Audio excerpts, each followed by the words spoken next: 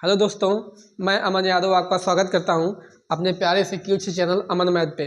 तो देखिए हमारा जो है सीक्वेंस का आज एक और नया क्वेश्चन लेके आए हैं और वो क्वेश्चन है सीबीएसई 2017 का, यानी ये पीवाईक्यू हमारा है। और ये दिया हमारा एक्सरसाइज 5.8, यानी ये क्वेश्चन दिया हमारे आर.एस. अग्रवाल में, और हम जो है आपको आर.एस. अग्रवाल का जो है सोल्यूशन यहाँ पे करवाने वाले हैं। तो देखिए इस टाइप के क्वेश्चन को हम कैसे सॉल्व करेंगे। देखिए इसमें लिखा है कि which terms of the AP 20, 19, 1/4, 13 whole 1/2, sorry 18 whole 1/2, 17 whole 3/4 dot dot dot. इसमें लिखा है कि इट्स फर्स्ट नेगेटिव टर्म्स क्या होगा। यानी अगर ये सीक्वेंस हमारी इस तरीके से दी है तो ये कहाँ जाने के बाद इसका पहला टर्म्स जो है निगेटिव में आएगा। देखिए यहाँ पे 20 है, फिर कुछ कम हुआ, यहाँ 90 हुआ है, फिर 18 हुआ, फिर 17 हुआ। ऐसे जब ये जाएगा तो ये कहाँ पे इसका जो है पहला टर्म निगेटिव आएगा। यानी जब भी ये निगेटिव आएगा, देखिए अगर पहले टर्म इसका ये हो गया, दूसरा ये हो गया, तीसरा ये हो गया, अगर ये कहीं पे निगेटिव आ रहा है तो निगेटिव से पहले बीच में क्या आएगा, जीरो आएगा, जीरो के बाद ही क्या आएगा, निगेटिव आएगा। ठीक है जी, आप लोग नंबर लाइन भी जानते हैं, ये हमारा कोई नंबर लाइन होता है, यहाँ पे जीरो होता है, यहाँ पे हमारा होता है 1 2 3 4 4, यहाँ पे -1 -2 -3। ठीक है, यानी यहाँ बीच में जीरो होता है, तो जीरो के पहले यानी जीरो के बाद ही हमारा कहीं निगेटिव आएगा।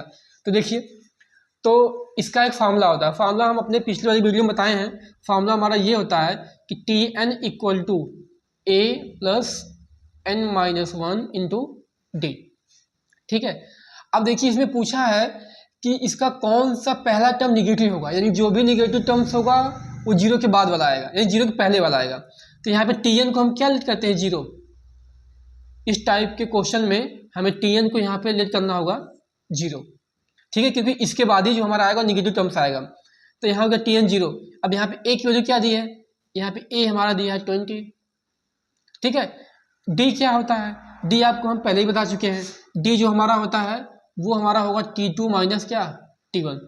T2 माइनस T1 या लिखो, या फिर आप T3 माइनस T2 लिखो, या फिर आप T4 माइनस T3 लिखो, यानी सब में ये क्या आएगा, d सेम ही आएगा।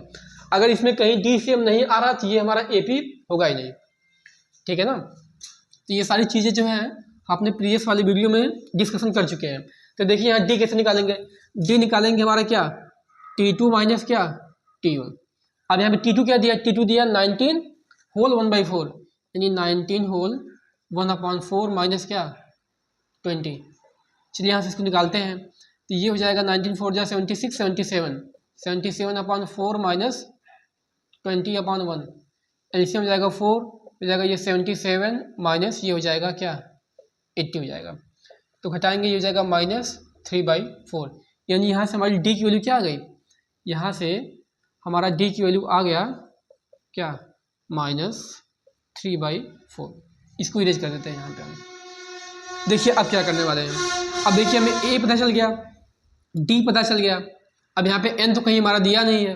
ठीक है, तो इसको फॉर्मूले पे हम पुट कर देते हैं। तो ये हमारा जाएगा Tn इक्वल टू, यहाँ पे Tn हम क्या लिखे, जीरो लिखा हुआ है, तो जीरो इक्वल टू ए की वैल्यू क्या है, ए की वैल्यू है 20 प्लस एन की वैल्यू क्या है, एन हमारा दिया नहीं है, इसको ऐसे लिख देते हैं हम, इंटू डी की वैल्यू क्या दी है, डी की वैल्यू दी है -3/4, यानी जीरो इक्वल टू 20 प्लस, देखिए ये -3/4 का मल्टीप्लाई करेंगे इसमें, तो ये माइनस ये प्लस हो जाएगा, यहाँ पे -3/4 n, और ये माइनस ये क्या हो जाएगा, प्लस हो जाएगा, यानी 3/4।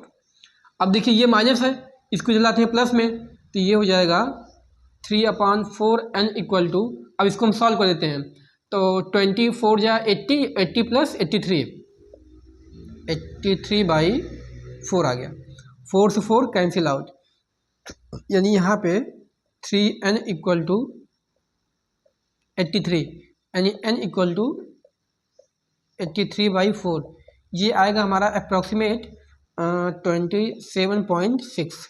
ठीक है, तो इसको हम लेट कर लेंगे, हमारा इसका आंसर क्या रहा, 28 टर्म, यानी 28 टर्म्स जो इसका आएगा वही इसका पहला निगेटिव टर्म्स होगा। ठीक है, तो इस प्रकार के क्वेश्चन को सॉल्व करने से पहले हम देखते हैं कि अगर इसका कहीं पे मतलब अगर कहीं पे इसका निगेटिव टर्म्स पूछ ले तो हमारे दिमाग तुरंत ये हमारा दिमाग स्ट्राइक करना चाहिए कि जो भी निगेटिव टर्म्स आएगा वो जीरो के पहले आएगा, क्योंकि ठीक है, तो हम मान लेते हैं कि इसका Tn क्या होगा, जीरो होगा।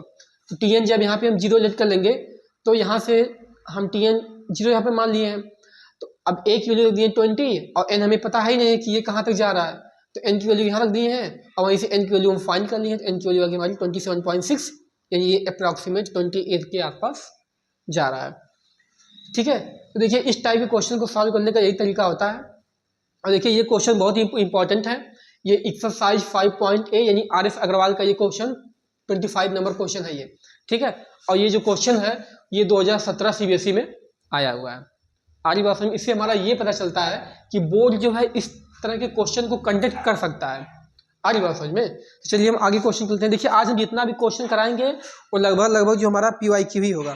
ठीक है ना। तो देखिए वैसे देखिए हम जो है इसमें सारा क्वेश्चन आपको राइट तो नहीं कर पाएंगे इस बोर्ड पे।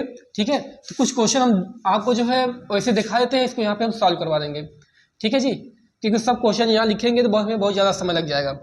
देखिए तो हमारा अगला क्वेश्चन ये है, इसमें दिया है कि द सेवेंथ टर्म्स